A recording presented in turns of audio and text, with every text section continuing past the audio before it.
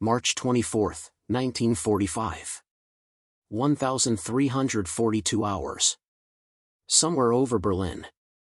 Captain Robert Dyes pulled his P-51 Mustang into a steep climbing turn, his eyes tracking the German Me-262 jet fighter that had just screamed past his formation at over 500 miles per hour. The sleek German jet represented the cutting edge of Nazi aviation technology, a weapon designed to sweep American bombers from European skies. But the pilot inside that revolutionary aircraft had made one fatal miscalculation. He had assumed the men flying the red-tailed Mustangs behind him were inferior. The Luftwaffe had been briefed about these pilots. Intelligence reports dismissed them as poorly trained, naturally less capable, racially unsuited for the demands of aerial combat.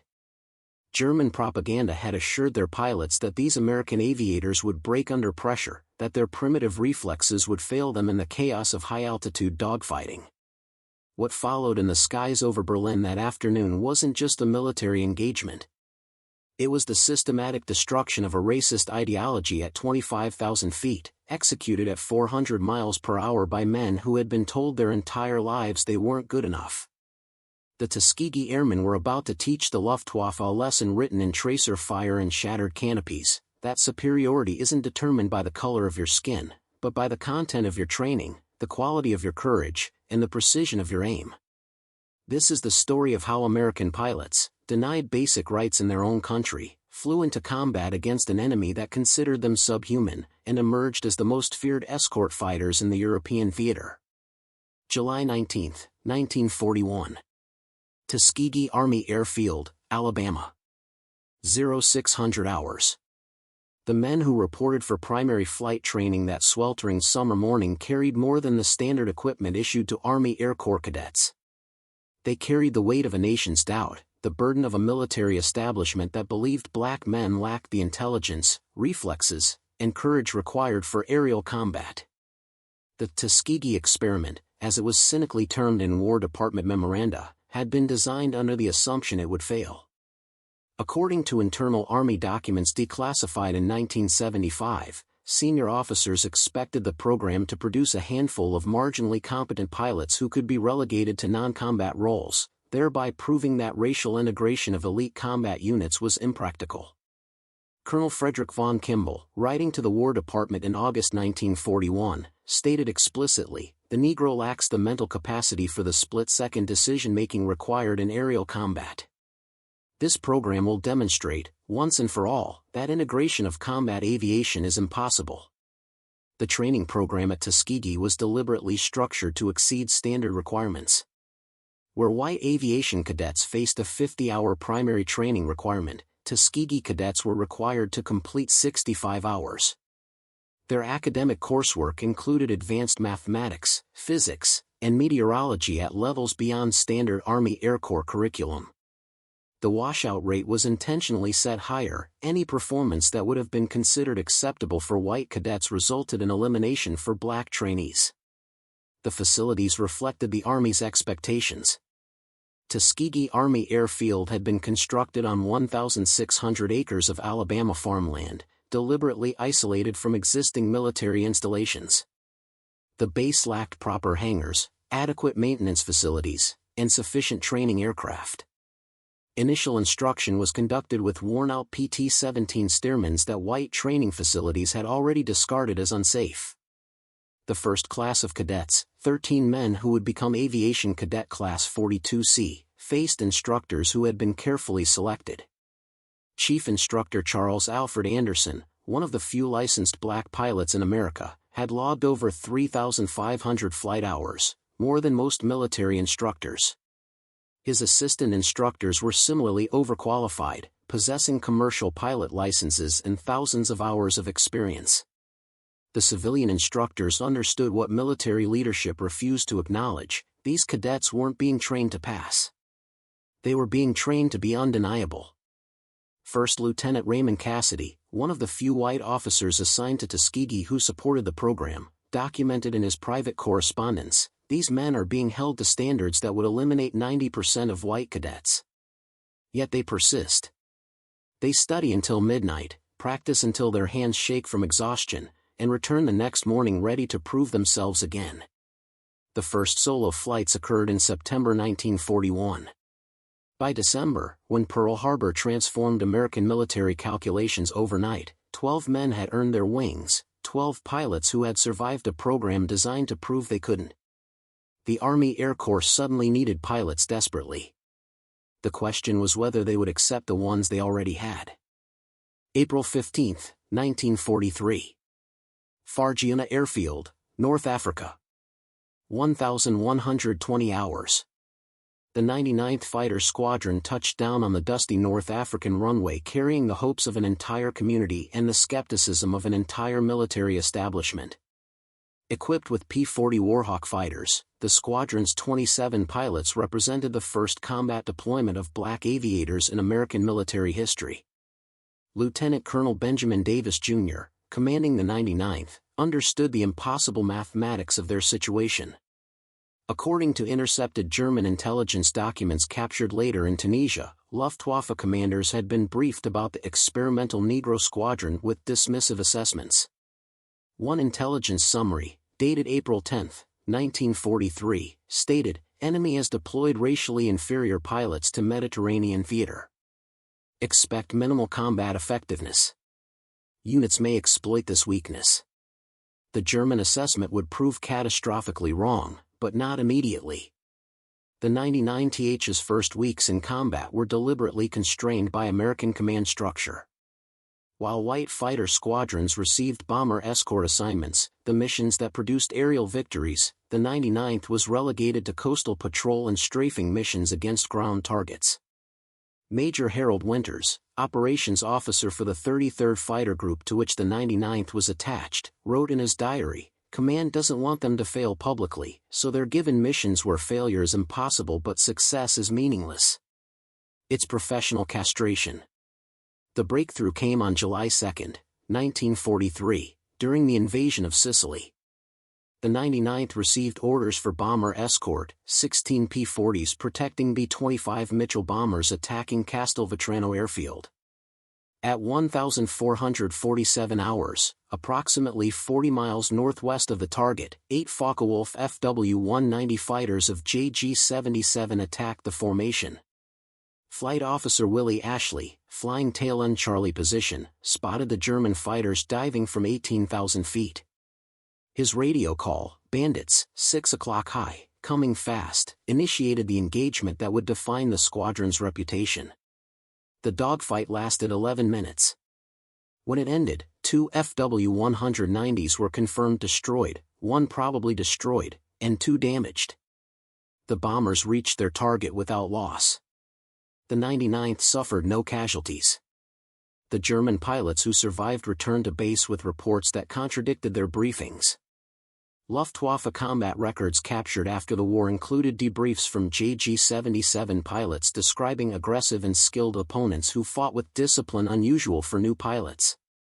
One German pilot, Oberleutnant Franz Stigler, noted in his logbook, "The intelligence assessment of these American pilots was dangerously wrong. They fight well. But success brought new challenges." Time magazine published an article on September 20, 1943, questioning the 99th's combat effectiveness despite their confirmed victories. The article cited unnamed military sources claiming the squadron showed high tension and lack of aggressive spirit. The story coincided with a War Department review considering whether to disband the program entirely. Lieutenant Colonel Davis was recalled to Washington to defend his pilots before a Pentagon review board. While he testified before skeptical generals, his squadron continued flying combat missions over Sicily and Italy, compiling a record that would eventually silence their critics, not through words, but through an unbroken string of bomber escort missions where not a single bomber was lost to enemy fighters. June 9, 1944. Ramitelli Airfield, Italy. 0545 hours. The transformation was complete.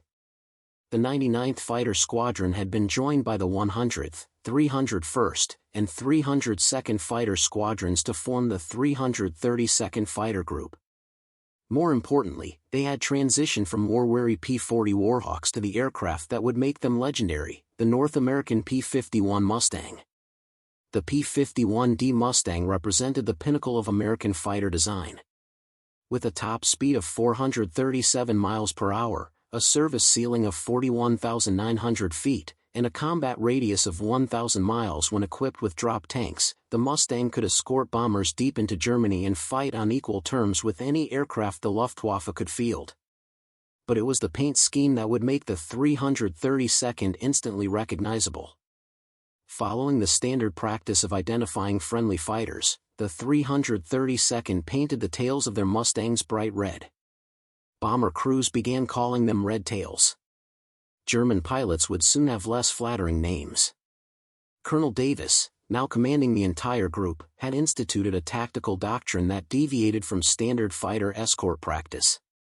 While other escort groups would break formation to chase German fighters and accumulate individual victory credits, Davis issued explicit orders documented in the 332nd's Operations Manual: "Stay with the bombers.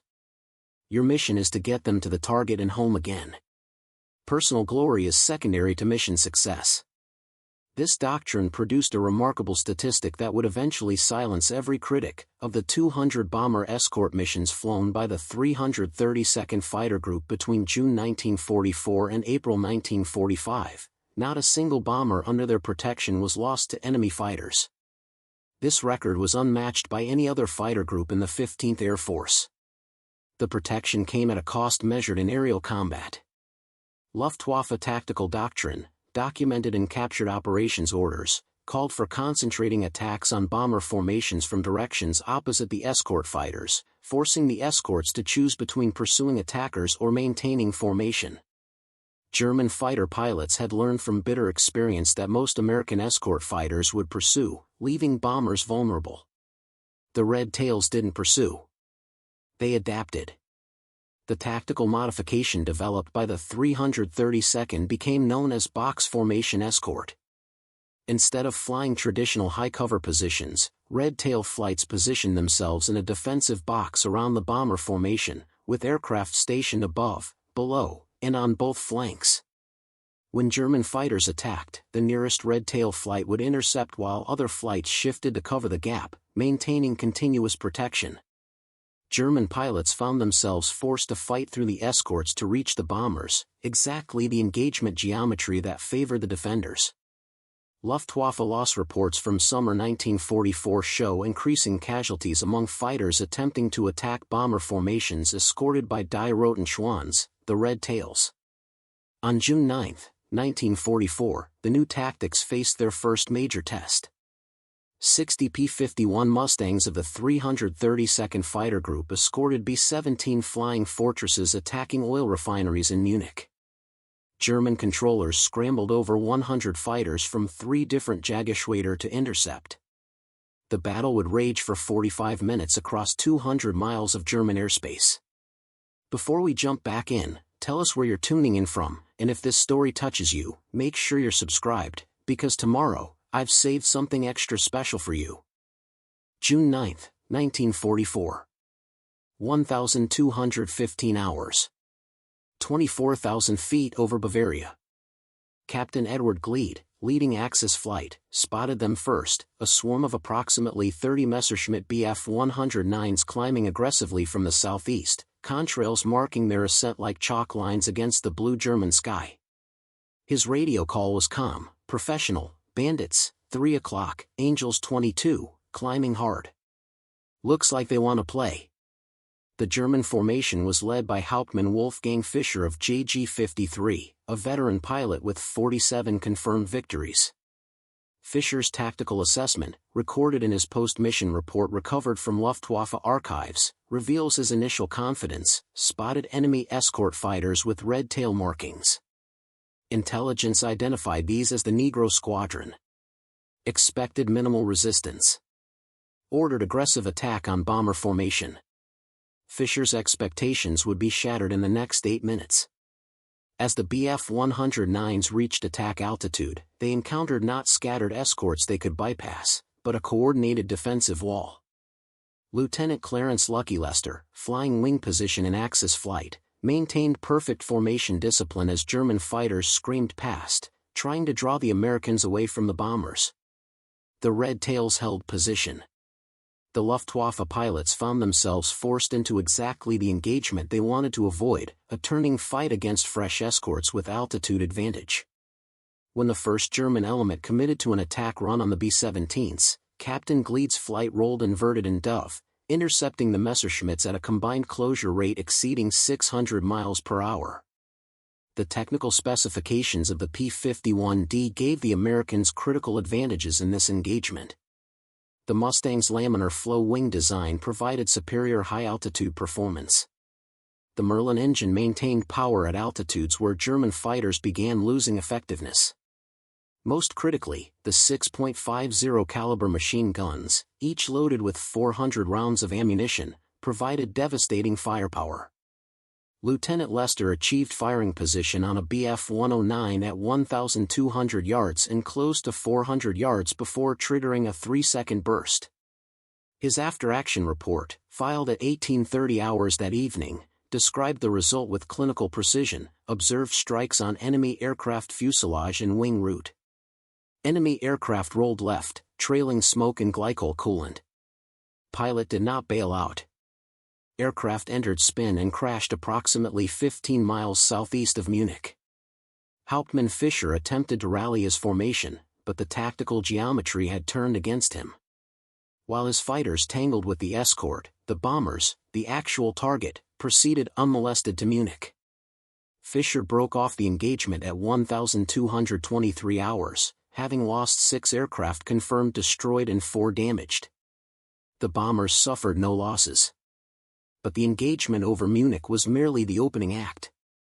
As the bomber formation turned for home, German controllers scrambled additional fighters from airfields across southern Germany. The Red Tails would face 3 more separate interception attempts during the withdrawal, each wave consisting of 25 to 40 aircraft. By the time the formation crossed back into Allied-controlled airspace at 1,456 hours, the 332nd Fighter Group had engaged approximately 120 German fighters in multiple running battles across 200 miles. The final tally would shake the Luftwaffe's confidence and force a complete reassessment of their intelligence on the Red Tails. June 9, 1944. 1,502 hours. Ramitelli Airfield Debriefing Room. The pilots of the 332nd Fighter Group filed into the debriefing room with faces showing the strain of 4 hours of continuous combat operations. Intelligence officers armed with mission maps and combat report forms began the systematic process of documenting what had become the largest single engagement in the group's history. The numbers told a story that would reverberate through both American and German command structures. Confirmed enemy aircraft destroyed, 13. Probable destroys, 7. Damaged, 11. American losses, 2 P-51s, with 1 pilot recovered and 1 missing in action. Most significantly, 0 bombers lost to enemy fighters. But behind these statistics lay a more complex reality that intelligence reports and victory credits couldn't capture. Second Lieutenant Robert Williams had not returned. His wingman, Lieutenant Harold Sawyer, filed a combat report describing Williams's final moments. "We engaged 2 Bf-109s attacking the bomber formation. Williams scored hits on the first enemy aircraft, which broke away trailing smoke. The second enemy aircraft positioned on Williams's tail. I called the brake but observed no response. Enemy fire struck Williams's aircraft. I observed him slumped in the cockpit. Aircraft entered uncontrolled descent. No parachute observed." Williams was 23 years old. He had graduated from Tuskegee in Class 44A, been in combat for exactly 47 days, and left behind a wife and infant daughter in Birmingham, Alabama who would receive a telegram within 72 hours. The human cost of proving racial equality at 25,000 feet was measured in young men who would never grow old. The 332nd Fighter Group's casualty rate, 66 pilots killed in action or missing over a 12-month period, represented a 16% annual loss rate, comparable to other elite fighter groups but devastating to a community that had invested everything in these men's success. German intelligence files captured after the war reveal the impact of the June 9 engagement on Luftwaffe tactical assessments. A JG-53 intelligence summary dated June 12, 1944, marked secret, stated, previous assessments of enemy Negro fighter pilots must be completely revised. These pilots demonstrate tactical discipline, marksmanship, and aggressive spirit equal to or exceeding other American fighter units. Recommend all pilots be briefed that racial assessments are invalid. These are first-rate opponents. The assessment represented a complete reversal of German racial ideology when confronted with battlefield reality. Nazi propaganda had proclaimed Aryan racial superiority as fundamental truth. The Red Tails were systematically demolishing that ideology with .50 caliber arguments delivered at 400 miles per hour. Reich's Marshal Hermann Göring, commander of the Luftwaffe, reportedly responded to reports of German pilots being shot down by black American aviators with fury, demanding investigations into whether the reports were accurate. His racist worldview could not accommodate the reality that inferior pilots were killing his carefully trained German aviators. But the most significant impact wasn't measured in German command confusion or ideological crisis. It was measured in the bomber crews who returned home because Red Tail escorts had protected them. Technical Sergeant James Morrison, AB-17 ball turret gunner, wrote in a letter home dated June 11, 1944, "We got jumped by what looked like half the Luftwaffe yesterday. Those Red Tail boys stayed with us the whole way. Didn't chase glory, just kept the Krauts off our backs. I owe them my life." March 24, 1945. 1,340 hours. 28,000 feet over Berlin. The most advanced fighter aircraft in operational service screamed past Captain Robert Dye's P-51 Mustang at a closure rate that defied comprehension. The Messerschmitt Me-262 jet fighter, powered by two Junkers Jumo 004 turbojet engines producing 1,980 pounds of thrust each, could reach speeds of 540 miles per hour, nearly 100 miles per hour faster than the Mustang. The appearance of German jet fighters in late 1944 had threatened to revolutionize air combat over Europe. The Me-262's speed made conventional interception nearly impossible. Its armament, for 30 million Malawian kwacha's 108 cannons, could destroy a heavy bomber with a single burst. Luftwaffe commanders believed these jets would restore German air superiority despite being outnumbered 10-1. But the jets had critical vulnerabilities that skilled pilots could exploit. The Jumo engines required careful throttle management, were prone to flame out at high altitude, and took considerable time to spool up from low power settings. Most critically, the Me-262 required long, straight approach runs to line up firing solutions on bomber formations, approach runs that made them vulnerable to alert escort fighters. Captain Dyes had studied intelligence briefings on jet fighter tactics extensively. He knew the Me-262 pilot would need to reduce speed and commit to a firing run to threaten the B-17 formation under his protection. The jet's superior speed became irrelevant if forced into a turning engagement where the Mustang's maneuverability advantage dominated. The Me-262 pilot, Oberleutnant Heinrich Bahr of JG-7, was no novice. With over 200 confirmed victories, Bahr was one of Germany's most experienced pilots. His combat report, captured after the war, reveals his tactical thinking, identified bomber formation escorted by Red Tail Mustangs. Plan high-speed diving attack from 32,000 feet to penetrate escort screen before fighters could react. Executed attack run at 0.82 Mach. Bahr's approach brought him flashing through the American formation at 550 miles per hour. But Captain Dyes had positioned his flight with altitude advantage specifically to counter high-speed diving attacks. As the Me-262 committed to its firing run, Dyes rolled inverted and pulled through, diving to intercept. The geometry of the engagement gave Dyes perhaps 3 seconds of firing opportunity as the jet flashed past. His combat report, filed at 19:20 hours that evening, described the shot with characteristic precision, led target by approximately 6 aircraft lengths at 800 yards range. Fired 2-second burst. Observed strikes on enemy jet aircraft's starboard engine. Enemy aircraft trailing flame and smoke, attempted to climb but starboard engine exploded. Aircraft rolled inverted and entered flat spin. Observed pilot eject at approximately 18,000 feet. Oberleutnant Barr survived, captured by American ground forces 3 days later. His interrogation report includes a telling observation: "I have fought British, American, and Russian pilots. The colored American pilots showed tactical awareness and shooting accuracy equal to the best I have encountered. The assumption they were inferior was propaganda nonsense that cost us experienced pilots." The engagement over Berlin represented more than individual combat success. It demonstrated that superior technology couldn't overcome superior tactics, training, and determination, regardless of the pilot's race.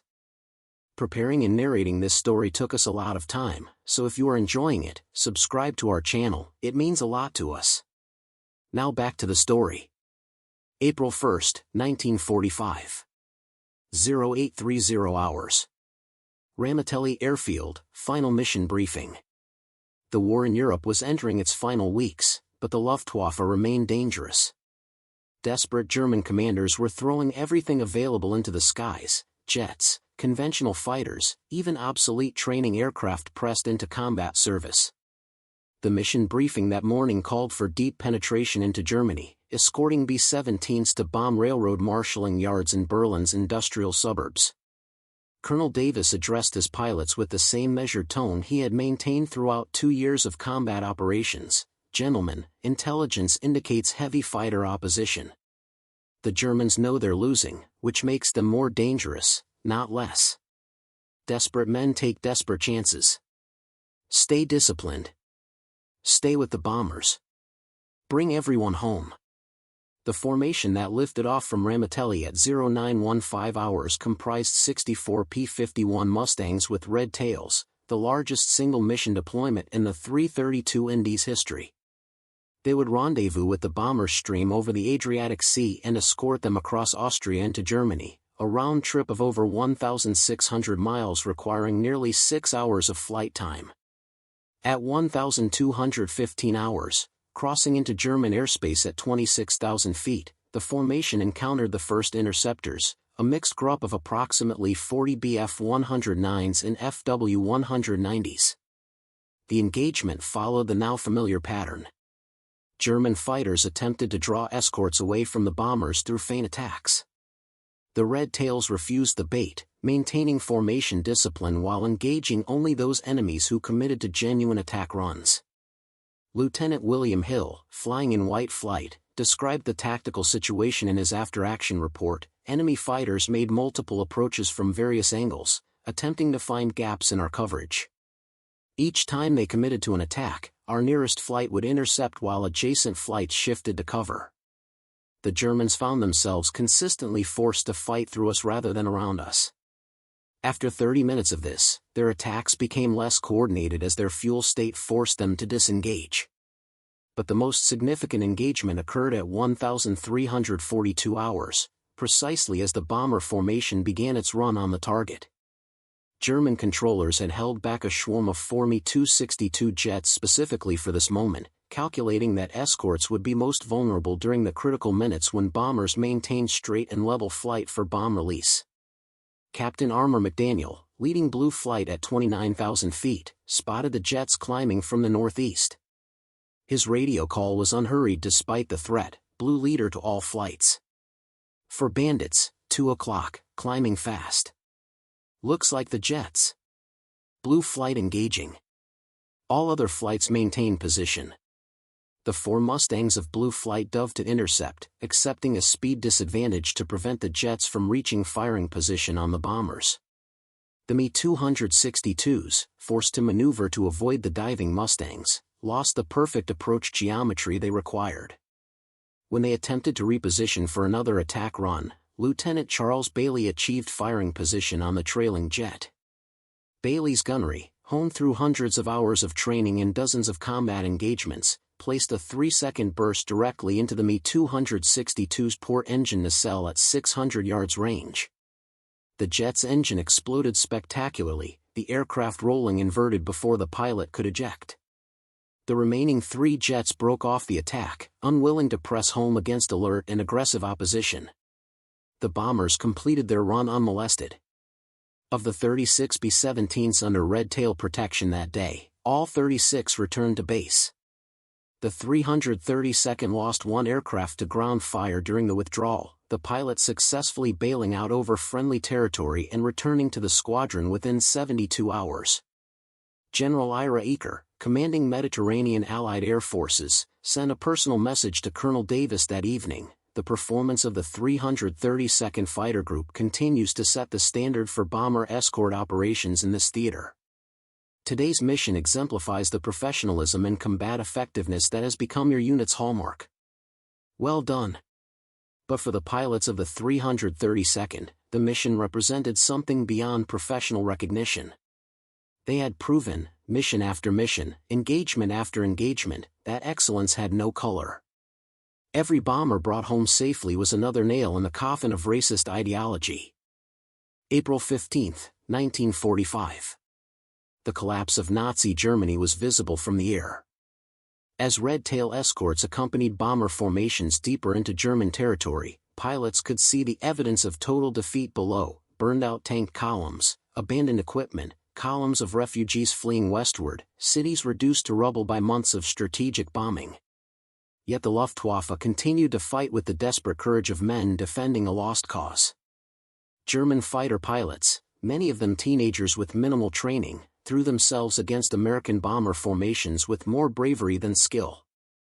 Experienced Luftwaffe veterans, the survivors of years of attrition warfare, led these attacks with grim determination.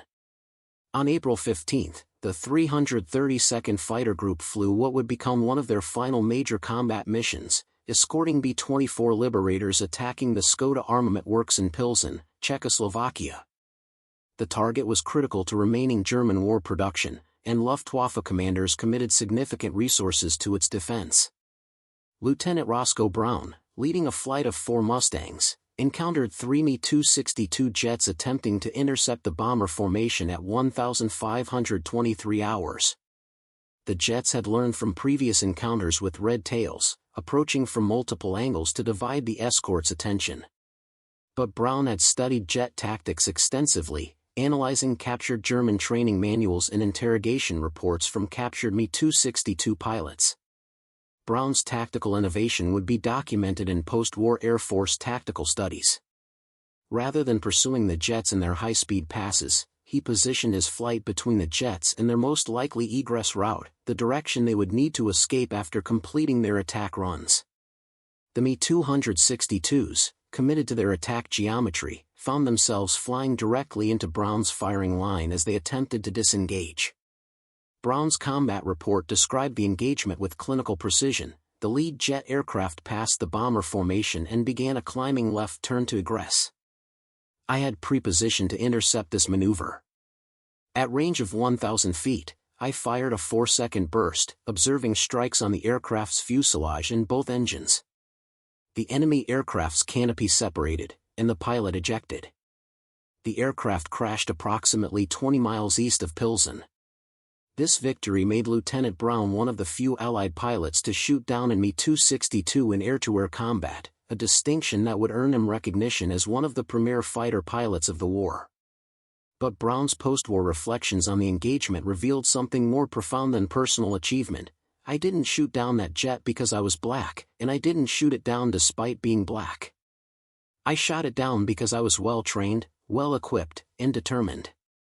That's the lesson of the Tuskegee Airmen. Give people proper training and opportunity, and they'll show you what they can achieve. The mission to Pilsen marked the culmination of the 332nd's combat record. Between June 1944 and April 1945, the group had flown 200 bomber escort missions, engaging enemy aircraft on 112 occasions, and destroying 111 German aircraft in aerial combat with an additional 150 destroyed on the ground during strafing missions. The statistic that defined their legacy remained unmatched: of the bombers under their escort, not one was lost to enemy fighters. This record stood in stark contrast to the overall 15th Air Force experience, where bomber losses to fighters averaged 46 per thousand sorties. The mathematical impact was stark. Red Tail escorts reduced bomber losses by nearly 100% compared to missions without dedicated escort. General Carl Spaatz, commanding United States Strategic Air Forces in Europe, included specific commendation of the 332nd in his final report. The combat record of the 332nd Fighter Group demonstrates that properly trained and led units can achieve exceptional results regardless of the ethnic composition of their personnel.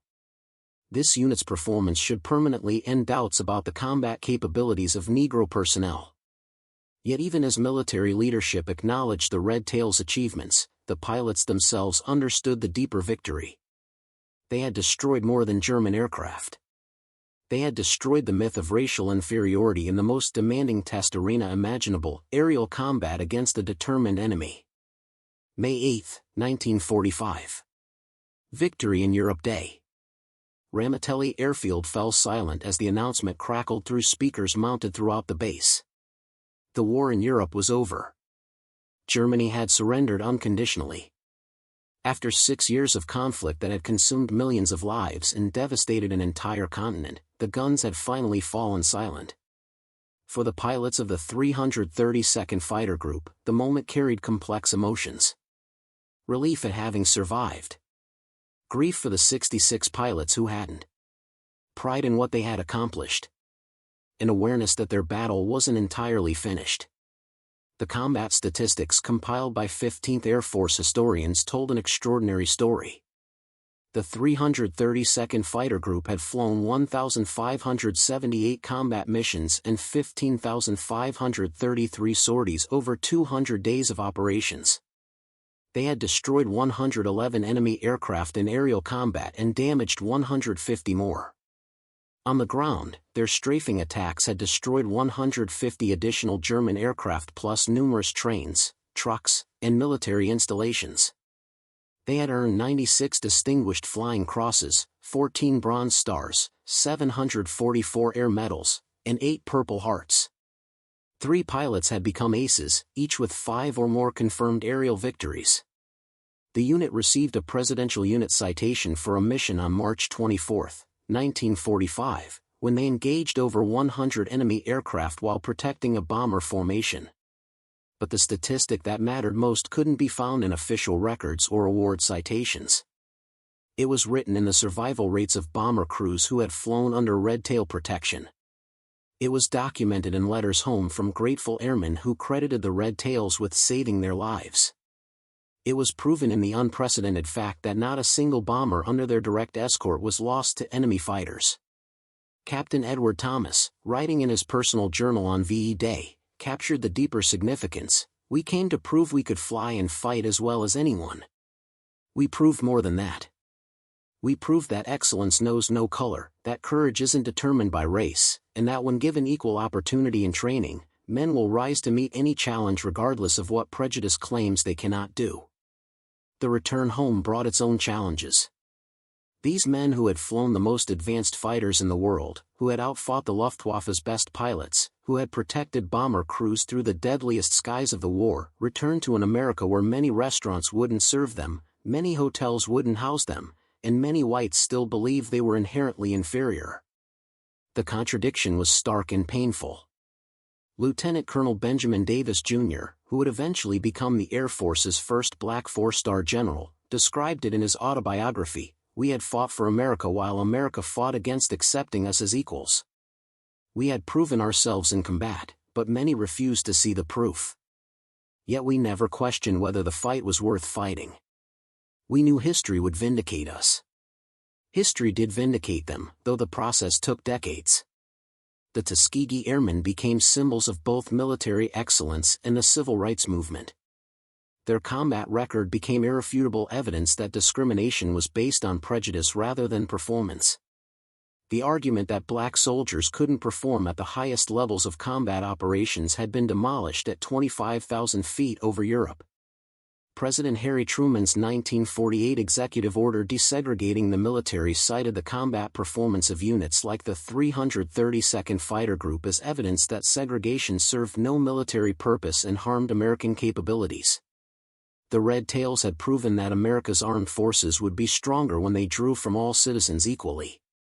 In March 2007, President George W. Bush awarded the Congressional Gold Medal collectively to the Tuskegee Airmen, recognizing their military achievements and their role in advancing civil rights. The ceremony brought together surviving Red Tails, now elderly men in their 80s and 90s, for recognition that should have come 60 years earlier. Lieutenant Colonel George Hardy, one of the last surviving Red Tail pilots, spoke at the ceremony with characteristic humility. "We didn't fly those missions to be heroes. We flew them because our country needed us, because bomber crews needed protection, and because we had something to prove, not to ourselves, but to everyone who said it couldn't be done." The Red Tails proved it could be done. They proved it in the skies over Germany, Austria, Romania, and Czechoslovakia. They proved it in 15,533 combat sorties without losing a single bomber to enemy fighters. They proved it by destroying 111 German aircraft and damaging 150 more. They proved it by earning 96 Distinguished Flying Crosses and a Presidential Unit Citation. But most importantly, they proved it by demonstrating that when artificial barriers are removed, human capability knows no limits imposed by race, ethnicity, or prejudice. The contrails they left across European skies during those desperate months of 1944 and 1945 have long since dissipated. But the trail they blazed toward equality and recognition remains visible, a navigation beacon for future generations seeking to chart their own courses toward excellence. The German pilots who faced them learned the hardest way that racist ideology crumbles when confronted with reality delivered at 400 miles per hour. The Luftwaffe's assessment of the Red Tails evolved from dismissive contempt to wary respect to genuine fear, a transformation documented in captured German records and prisoner interrogations. Oberleutnant Franz Stigler, the German ace who wrote in his logbook that the intelligence assessment of these American pilots was dangerously wrong, survived the war. In 1992, he met several Tuskegee Airmen at a reunion and told them simply, "You are the best pilots we faced." The best. That acknowledgement, from a former enemy who had believed Nazi racial theories, represents perhaps the most profound validation of what the Red Tails accomplished. They didn't just win battles. They won the argument about human capability and worth, using the most rigorous testing ground imaginable, survival and aerial combat. Today, their legacy lives in every integrated military unit, every diverse cockpit, every young pilot of color who looks at the sky and sees possibility rather than barriers. The Red Tails flew into history, but they also flew into the future they helped create, a future where excellence is measured by performance, not pigmentation, and where opportunity is determined by capability, not color. The 8-gun salute that echoed across Ramitelli Airfield on VE Day in 1945 has long since faded. But the message the Red Tails delivered, through skill, courage, determination, and 15,533 combat sorties, continues to resonate. Given equal opportunity in training, humans will show you what they're truly capable of achieving. And that lesson, purchased with courage over the skies of Europe, remains their most enduring victory. Up next, you've got 2 more standout stories right on your screen. If this one hit the mark, you won't want to pass these up. Just click and check them out. And don't forget to subscribe and turn on the notification bell so you don't miss any upload from us.